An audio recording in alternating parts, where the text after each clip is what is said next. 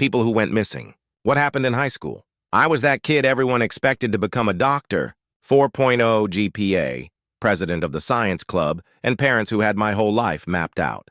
But one morning, I just couldn't take it anymore. I packed a backpack with some clothes, grabbed my savings of $247, and walked out the front door instead of going to school. My parents had been fighting all night about my future. Mom wanted me at Stanford studying medicine.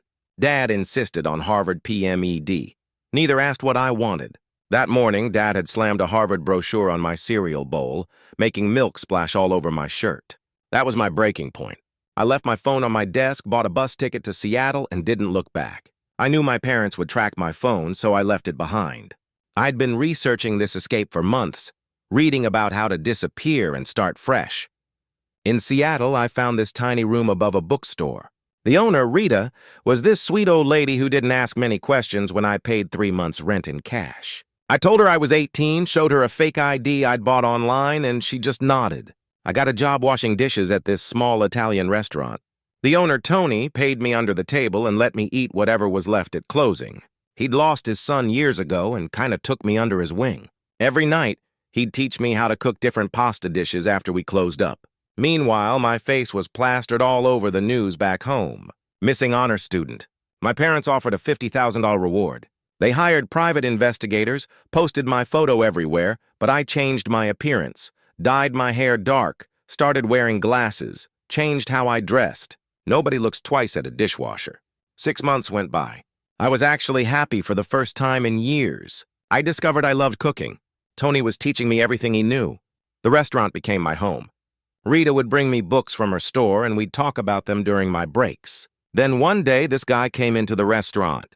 He ordered spaghetti and kept staring at me through the kitchen window. My heart stopped when I realized it was my Uncle Ben, my dad's youngest brother. He'd always been the cool uncle, the one who traveled the world taking photos instead of becoming a lawyer like everyone else. I tried hiding in the freezer, but he came into the kitchen. I thought he was going to drag me back home. Instead, he looked at me and said, "You look good, kid. Happier?" Turns out he'd figured out where I was months ago. He'd seen a photo I'd sent to my little sister, my one contact with home through a secret email. In the background was a street sign. He recognized it from a photography trip to Seattle. Uncle Ben had been keeping tabs on me, making sure I was safe, but never told my parents.